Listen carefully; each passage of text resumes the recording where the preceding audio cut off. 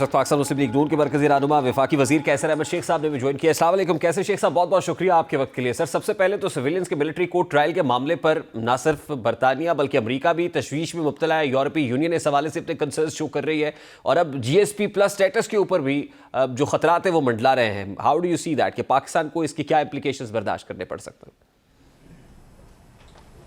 बिस्मिल्लाहिर्रहमानिर्रहीम। देखिए, ये जो मिलिट्री कोर्ट का फ़ैसला हुआ है, ये हमारी शरीयत, ये जो हमारे आइनी बेंच थे उन्होंने, जो सुप्रीम कोर्ट है उसने अलाउ किया था कि आप सज़ाओं का ऐलान कर सकते हैं, क्योंकि ये हमले मिलिट्री इस्टेब्लिशमेंट पे हुए थे, हमारी फ़ौजी इस्टेब्लिशमेंट पे हुए, और ये कभी ऐसा नहीं हुआ। ये एक अनहोनी बात है। मैं समझता हूँ शायद ही किसी मुल्क में ऐसा हुआ हो। एक किस्म की बगावत हुई है कि हमारे अपने जना हाउस पे और इसी तरह फ़ौजी इंस्टॉलेशन पे जो हमारे हीरो थे उनके जो मुजस्मे थे। बट शेख साहब, हैविंग सेड दैट, आईनी बेंच का ये फैसला भी जुज वक्ती है। ये अभी सुप्रीम कोर्ट ऑफ पाकिस्तान के फैसले से मशरूत है।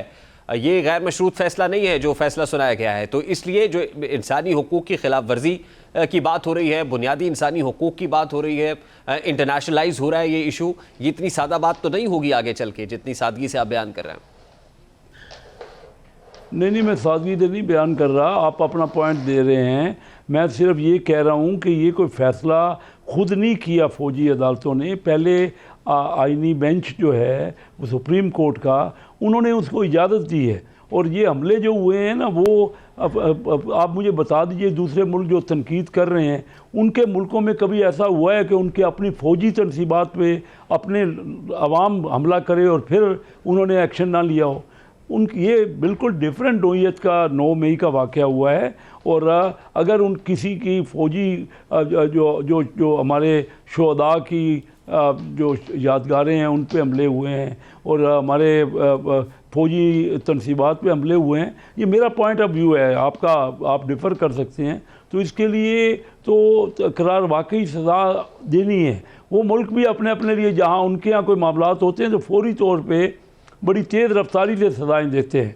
तो ये सूरत हाल है। बाकी दुनिया में देखिए, अभी रिसेंटली आप कह रहे हैं, अभी पेंटागन ने बात की है। उन्होंने कहा जी हमारा पाकिस्तान की फ़ौज से, ये 2-3 दिन पहले उनके तर्जमान ने पेंटागन के अब बाकायदा स्टेटमेंट दी है। उसने कहा है कि पाकिस्तान से हमारी फ़ौज से बड़े देरीना तल्लुकात हैं और बहुत ही हम एक दूसरे के साथ इंटरेक्शन करते हैं। तो ऐसी बात नहीं है कि इससे कोई नहीं, लेकिन देखिए ना कैसे शेख साहब, आज आप सिविलियंस के मिलिट्री कोर्ट में ट्रायल को लेजिटिमाइज कर रहे हैं। हो सकता है कल को आप ऑपोजिशन में हो तो उस वक्त क्या राय होगी वो अभी तक अननोन है। लेकिन इंटरनेशनली यूरोपीय यूनियन जिस तशवीश का इजहार कर रही है, या बरतानिया कर रहा है, या अमेरिका कर रहा है, तो ये भी तो एक हकीकत है ना। इसको किस तरीके से काउंटर करेंगे? वहां पर ये इन कंसर्न्स का इजहार ऑफिशियल फोरम्स के ऊपर किया जा रहा है। जी, तो हम उनको कन्विंस करेंगे ना कि हमारे यहाँ जो हुआ है वो आपके यहाँ नहीं हुआ। अगर आपके यहाँ ऐसा हुआ होता, उनसे पूछेंगे तो आप क्या करते? उनके यहाँ, और उनके यहाँ सिविलियन कोर्टों में फ़ैसले होते हैं महीना, 2 महीने या 3 महीने में, और हमारे यहाँ सिविलियन कोर्टों में सालों साल लग जाते हैं। तो इस किस्म की बगावत जो हुई है, जिस किस्म का जो एक्शन हुआ है, तो हम उनको कन्विंस करेंगे। देखिए, हम अपना एक खुद मुख्तार मुल्क हैं और हमारे मुल्क में अगर इस तरह का होना लग जाए तो फिर हम अपनी आज़ादी को कैसे मेंटेन रखेंगे? हमारे लिए हमारी आज़ादी और हमारे, आप उन्हें कन्विंस करेंगे या एब्सोल्युटली नॉट कह देंगे स्ट्रेट अवे? देखिए, एब्सोल्युटली नॉट तो हमारे यहाँ एक पार्टी के लीडर ने ही कहा है। हमने तो उनसे बड़े अच्छे तल्लुकात रखे हैं। हमारे यूनाइटेड स्टेट से या यूरोप से जब से पाकिस्तान बना है, कॉर्डियल रिलेशन है, हमारे बहुत ही गहरे तल्लुकात हैं। हमेशा हमने उनकी मदद की है, उनकी इमदाद की है। उन्होंने आके यहाँ पे जो भी अफ़गानिस्तान में जिस किस्म के एक्शन हुए, पाकिस्तान ने तो फुल उनकी सपोर्ट की है और उनको जो है हर किस्म का तावन करते रहे। तो हम देखें ना, हम तो हर मुल्क से रिलेशन अपने बनाना चाहते हैं और रखना चाहते हैं, लेकिन उसका ये मतलब नहीं कि कोई हमारे मुल्क में आके हमला कर दे तो फिर हम ये कहेंगे हमें अपनी सलामती और अपनी जो हमारा डिफेंस है वो सबसे ज़्यादा अजीज़ है। शेख साहब, क्या पाकिस्तान एब्सोल्युटली नॉट कहने की पोजीशन में है आज? नहीं है, ना पहले था ना अब है। आज की दुनिया में एक गांव होता है, एक बड़ा गांव हो गया दुनिया, एक दूसरे से इंटरकनेक्टेड है, हमारी ट्रेड है, हमारे रिलेशनिंग है। आज हम IMF के प्रोग्राम में हैं और IMF के प्रोग्राम में ये तमाम ममालिक शामिल हैं, उनकी सपोर्ट है हमें। और पाकिस्तान कभी भी देखिए ना, किसी भी मुल्क से मुखासमत लेने वाली पोजीशन में ना है, ना हम लेना चाहते हैं हम। लेकिन अपने जो हमारे सूरत हाल है, हम अपना डिफेंस का जो पॉइंट ऑफ व्यू है उसको तो बरकरार रखना चाहते हैं कि हमारे मुल्क का ऐसा तो नहीं कि आप इस बात से एग्री कर रहे हैं कि एक तो लोकल इस्टेब्लिशमेंट है, दूसरी इंटरनेशनल इस्टेब्लिशमेंट, और इंटरनेशनल इस्टेब्लिशमेंट भी मुसल्लमा हकीकत है, वो जब को फैसले करती है तो उसके असरात नुमाया होते हैं। जी बिल्कुल होते हैं, दुनिया पूरी एक दूसरे से इंटरकनेक्टेड है। लेकिन ये हमने क्लियर कर दिया हुआ है, आज से नहीं।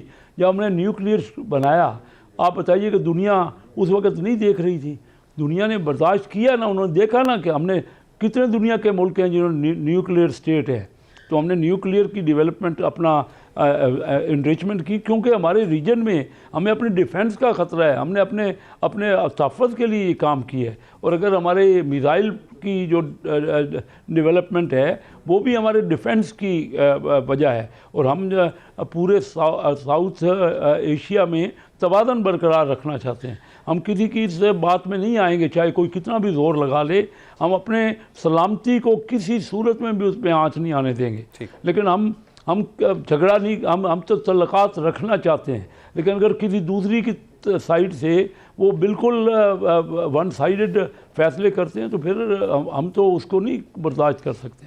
ठीक, लास्टली शेख साहब, मुज़ाकरात, आज मुज़ाकरात किसकी ज़रूरत है? तहरीक इंसाफ की ज़्यादा ज़रूरत है या हुकूमत ज़रूरत महसूस कर रही है? मैं समझता हूँ मुज़ाकरात पाकिस्तान की ज़रूरत है, पाकिस्तान के 24-25 करोड़ लोगों की ज़रूरत है। और ये मुज़ाकरात के बग़ैर तो देखिए वर्ल्ड वार हुई, जंग अज़ीम हुई, उसके बाद भी मुज़ाकरात किए गए। हमारी दुश्मन ने 2 बार इंडिया से हमारे जंग हुई, उसके बाद भी मुज़ाकरात हुए। मुज़ाकरात तो बदतरीन दुश्मन के साथ भी होते हैं, और ये तो हमारे अपने लोग हैं, हमारे अपने मुल्क के लोग हैं, हमारे अपने उनकी और हमारी थिंकिंग में फ़र्क हो सकता है, स्कूल ऑफ थाट फ़र्क हो सकता है। लेकिन ये कहना हम हर सूरत में मुज़ाकरात हर एक की ज़रूरत है, मुज़ाकरात के बगैर कभी कोई मसला हल नहीं हुआ। बहुत शुक्रिया, ये मैं समझता हूँ बहुत शुक्रिया। कैसे नाकिस पॉलिसीज, बढ़ती कीमतों और हाउसिंग बहरान की वजह से मुंतखब वज़ीर आज़म को अपने ही अरकान की मुखालिफत का सामना करना पड़ रहा है। हैरानकुन बात यह है कि वज़ीर आज़म से इस्तीफ़े का मुतालबा अपोजिशन की जानिब से नहीं बल्कि अपने ही साथी अरकान की जानिब से किया जा रहा है। वज़ीर आज़म की जमात से ताल्लुक़ रखने वाले 50 अरकान ये मुतालबा कर चुके हैं कि वज़ीर आज़म को फौरी तौर पर इक़्तिदार से उतर जाना चाहिए। सबसे बढ़कर वज़ीर आज़म को 2 बड़े सियासी धचके उस वक्त लगे जब उसके वज़ीर ख़जाना ने अखराजात से मुताल्लिक़ पॉलिसी तनाज़े के दरमियान इस्तीफ़ा दिया, और फिर दूसरा धचका ये लगा कि तमाम अपोजिशन जमातों ने हुक्मरान जमात से ही वज़ीर आज़म को घर भेजने के लिए मदद मांग ली। और अब बज़ाहिर यही लग रहा है कि वज़ीर आज़म के अपने साथी अपोजिशन से मिलकर उनकी हुकूमत के खात्मे का बाइस बनेंगे। यही वजह है कि वज़ीर आज़म को ये मशवरा दिया जा रहा है कि वो अपने खिलाफ मार्च में मुतवक्किल तकरीबन कामयाब होने वाली तहरीक अदम एतमाद से 1 माह कबल मुस्ताफ़ी हो जाए और पार्टी उनकी जगह एक अबूरी रहनुमा मुंतखब कर ले ताकि वो नए इंतखाबात की तैयारी कर सके। अब जो वज़ीर आज़म मुश्किल में है उनका ताल्लुक़ कनाडा से है, ये कोई और नहीं जस्टिन ट्रूडो है, जिनकी पॉलिसी से अपोजिशन ही नहीं बल्कि उनके अरकान भी बेजार हो चुके हैं। अब लगता यही है कि कनाडा में नए साल में नए इलेक्शंस के नतीजे में नई हुकूमत बनने जा रही है।